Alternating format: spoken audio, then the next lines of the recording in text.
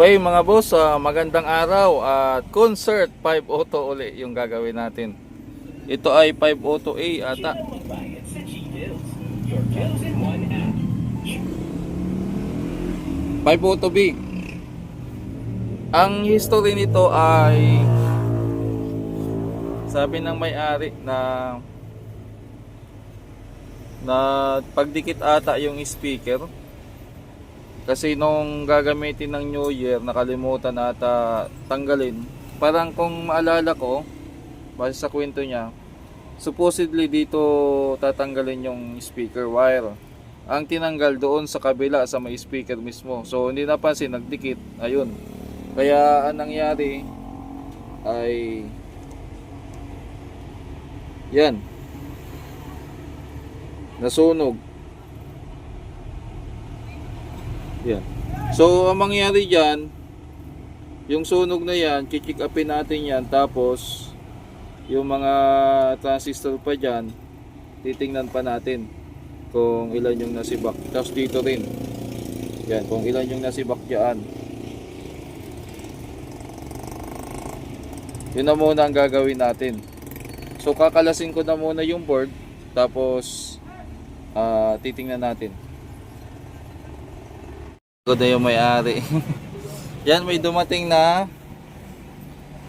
tatlong video okay, tatlong amplifier pang video okay.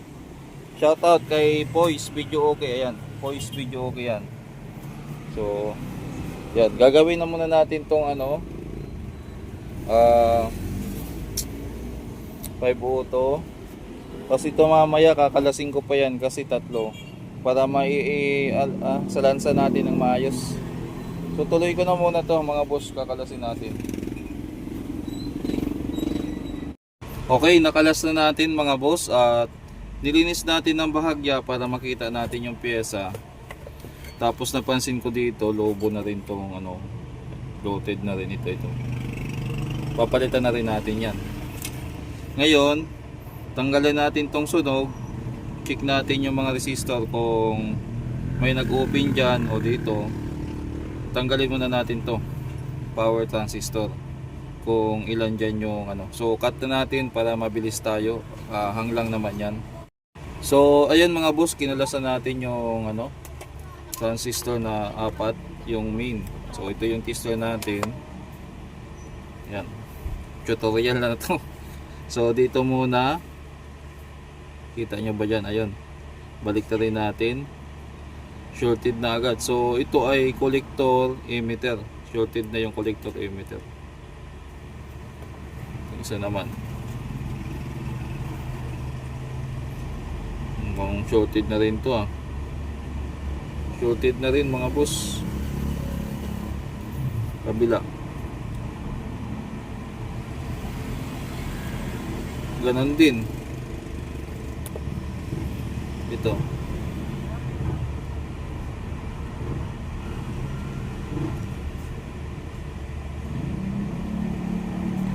Kita kamay ko na pala yung Yan.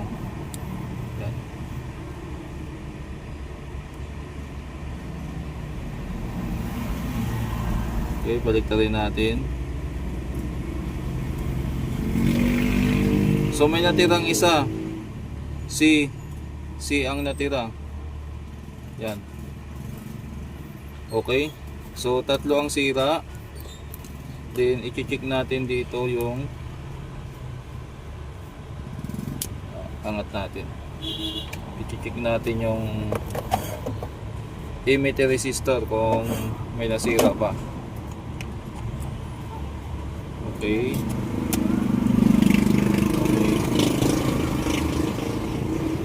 Yan. Sira yung isa, open.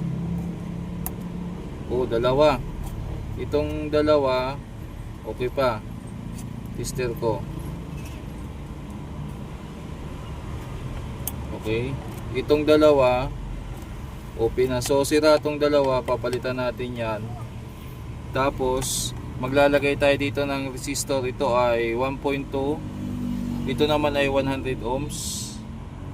Lalagay tayo dyan ng resistor. Saka ito yung nasunog na part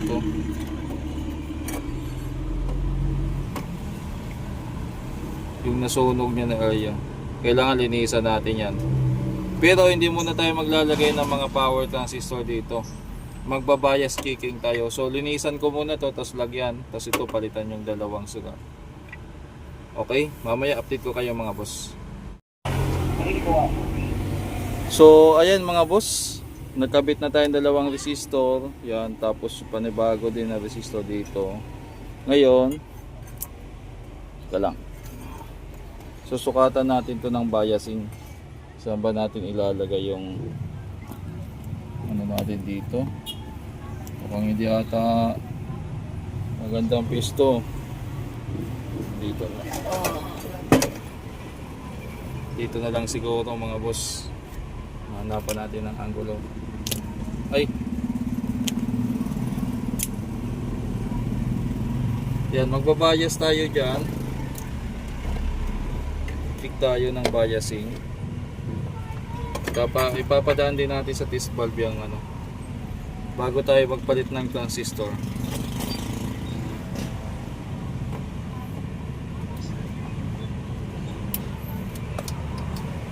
Ayan, power natin yung tester. Naka DC volts na rin yan. Susukatan natin to ng biasing, itong mga ano, power on ko na. Ayun, uy, umusok mga boss, umusok. Umusok.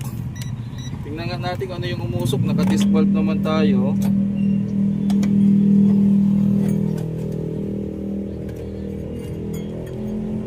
Ayan, umusok pa rin yung kinabit natin na resistor. So ibig sabihin may sira itong mga ano, pati yun umusok din eh. Ibig sabihin baka may shorty dito sa dalawa. Nakalimutan kong i-check. So kalasin natin ulit, tapos i-check natin to. Okay, so natanggal ko sa saksakan yung panghinang ko. Kakalasin natin, ganda. Okay, so tinanggal natin tong dalawang ano, driver transistor. Nakalimutan kong i-check, yun, nasunog tuloy yung resistor. Shorted na rin pala mga boss. Balik rin natin. Ayan o. So mapapansin nyo dito sa tester, baliktaran na talaga siya pumapalo.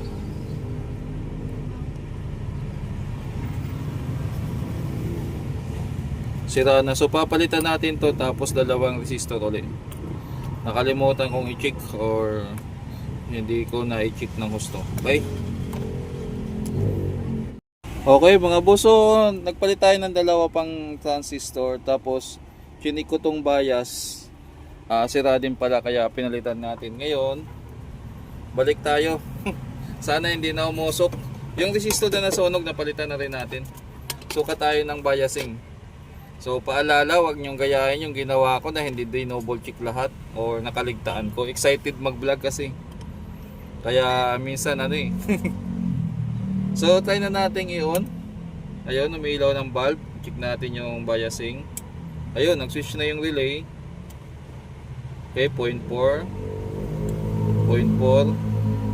So DC, DC, DC. Ito yung DC out nya. Okay, 0.11. So pag ganyan, safe na siya maglagay ng transistor. Maglalagay na tayo ng transistor. Tapos bugahan na rin natin ng hangin tong kaha para malinis na rin. Yun muna gagawin natin dyan mga boss. So ayan mga boss, naikabit na natin. Ayan yung tatlong transistor. Ano nangyari? Lumabo. Tapos yung capacitor doon na busted or buntis na. Buntit. Ayan. Okay na. So testing na natin yung sa valve natin. Kung iilaw, saan na ba? Yan, on muna natin dyan. Tapos check natin. Yan, umilaw na. Yung pan umandar. Ayun, nag-switch yung relay. So kabitan natin ng speaker. Tingnan natin kung tutunog na. Yan, isa yan sa mga common or laging sira ng amplifier kapag nagdidikit yung speaker. So, pag nag-short yung speaker ng amplifier nyo, expected nyo na, lalo na sa Console 5 Auto, na ganito yung magiging scenario din yan. Maaring hindi ganyan, dalawa or ano. Oy, wala tayong ginabit na speaker.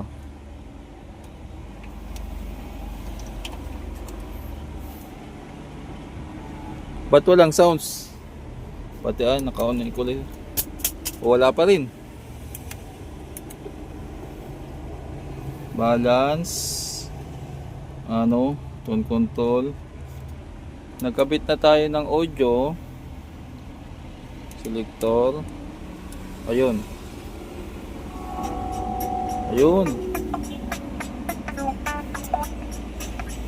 Kabila. Subukan natin. Okay na.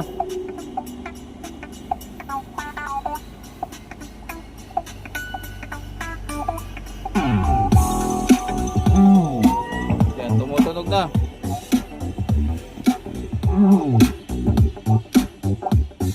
Kabila.